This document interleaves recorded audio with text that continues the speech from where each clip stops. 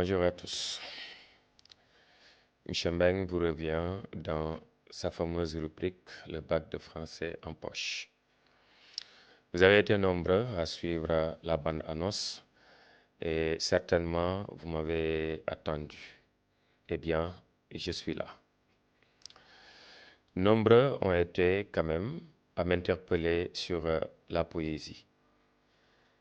J'ai lu vos questions et j'ai compris que pour l'essentiel, votre problème, c'est la dissertation. Nous allons donc aujourd'hui parler de poésie, en même temps de dissertation. Très souvent, vous avez du mal à prendre en charge vos sujets. À propos de cette poésie, bien sûr. Vous pensez que parfois, il suffit tout bonnement d'apprendre les fonctions et de pouvoir bien les aligner pour réussir son sujet, son travail de façon générale. Tel n'est toujours pas le cas. Vos professeurs savent évidemment que vous vous êtes préparé à ce niveau et pour sortir des sentiers battus, ils vous proposent naturellement des sujets qui invitent à la réflexion. Cela étant, seule votre capacité d'analyse, votre perspicacité et votre clairvoyance vous aideront à tirer votre épingle du jeu. Je vais vous proposer un sujet que j'ai rencontré la semaine dernière à propos de la poésie, mais c'est un sujet de bac adapté à une nouvelle consigne. Léon Taren écrit dans Panorama de littéraire, dans tous les grands poèmes, vibre une voix universelle en relation avec le moi de l'écrivain. Mais en même temps, les problèmes de l'humanité se font entendre. Et la consigne dit, en vous appuyant sur des exemples précis, vous montrerez comment le poème parvient à exprimer le moi de l'écrivain qui se veut universel d'une part, les problèmes de l'humanité d'autre part. Puis vous donnerez votre point de vue sur la question. Voilà un sujet qui sort, comme je l'ai dit tout à l'heure, des sentiers battus. Il est hors de question d'aligner de façon mécanique des fonctions apprises pour pouvoir quand même résoudre la problématique qui s'impose.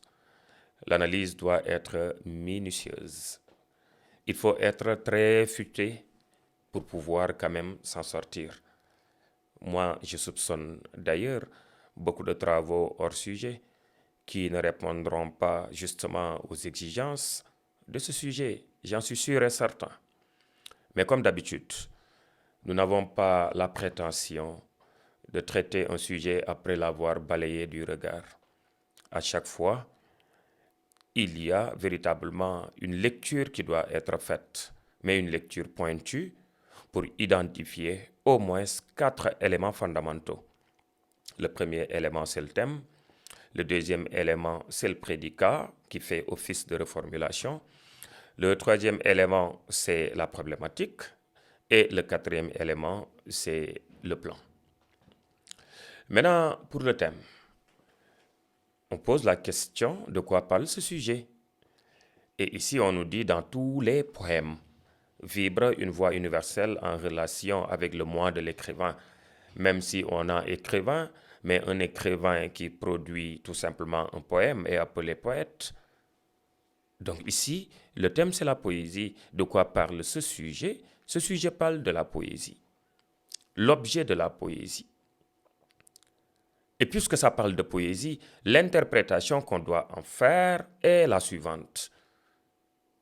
Que l'on s'éloigne de tout genre qui soit distant de la poésie. Le sujet invite à réfléchir sur la poésie, que l'on parle de poésie jusqu'à la fin, que l'on parle de poésie, du début à la fin. Maintenant, l'autre élément, c'est qu'est-ce qu'on a dit. Je crois que c'est l'élément nodal, le prédicat ici. Si on ne le comprend pas, on rate son travail. Il dit, Dans tous les poèmes vibre une voix universelle en relation avec le moi de l'écrivain. Une voix vibrée en relation avec le moi de l'écrivain. Naturellement, vous pensez immédiatement au lyrisme, mais la phrase dit plus loin. Mais en même temps, les problèmes de l'humanité se font entendre. Si cette donne n'est pas prise en compte, on fausse au départ la reformulation. Il faudrait bien montrer qu'il s'agit bien entendu du lyrisme, mais un lyrisme qui porte et en même temps des préoccupations universelles. On pourrait tout de même avoir comme reformulation le texte poétique exprime à la fois les mots du poète et ceux de tous. Mots M-A-U-X. Après, ceci vient maintenant la problématique. Le propos est entier et catégorique. La pensée dit dans tous les poèmes. Voilà un élément qui nous pousse quand même à remettre en cause la pensée, essayer de la nuancer pour trouver également d'autres orientations que la poésie peut entreprendre. Ainsi, je vous propose la problématique suivante. Ne serait-il pas réducteur de considérer toute poésie comme une simple expression intime qui porte des préoccupations universelles? Et enfin, il y a une exploitation minutieuse de la consigne, sans laquelle on ne peut pas avoir véritablement le plan qui s'impose.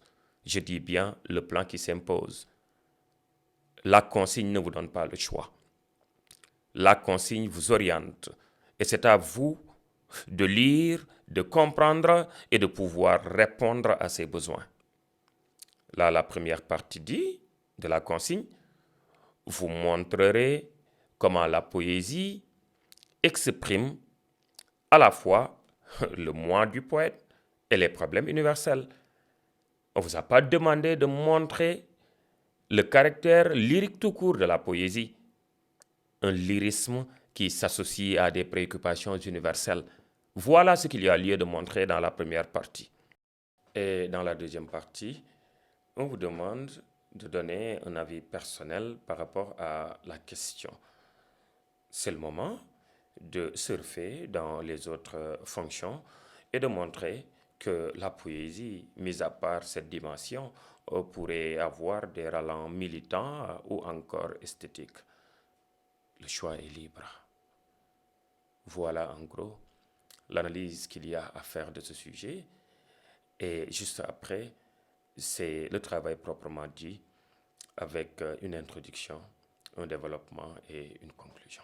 Alors, dans le travail proprement dit, on démarre naturellement par l'introduction. Et dans l'introduction, le premier élément auquel l'élève a affaire, c'est l'entrée en matière, encore appelée l'amorce. Dans l'entrée en matière, il ne faudrait ici surtout pas commettre la bêtise de plaquer ces fameuses entrées passe-partout. C'est vrai, on peut à la maison anticiper, je ne vous le déconseille pas, mais sachez quand même vous adapter aux exigences du sujet. Et ici, ces entrées en matière passe-partout risquent de ne pas marcher, même si parfois ça vous réussit. Dans l'entrée en matière, il faut s'adapter. Et là, je vous propose ceci. Depuis le mythe d'Orphée, la poésie a été rattachée aux élans du cœur. Ce personnage inconsolable chantant la mort de sa bien-aimée. Seulement, bien que cette douleur lui appartienne, elle rejoint tout de même l'expérience universelle du mal. Et à partir de ce moment, vous posez le problème, tout en rappelant la pensée, en prenant le soin de l'entourer de guillemets, ou vous reformulez directement, à vous de choisir. Juste après, c'est la problématique qui est dégagée, et en fin de compte, vous annoncez le plan. Donc, si vous réussissez à élaborer la chose de cette façon, bien entendu, votre introduction est réussie, et à partir de ce moment, vous pouvez vous projeter sur le développement en quelque sorte. Alors, chers élèves, le développement vous attend comme d'habitude sur Objectif Podcast. Restez connectés en attendant la prochaine vidéo. Merci de votre attention.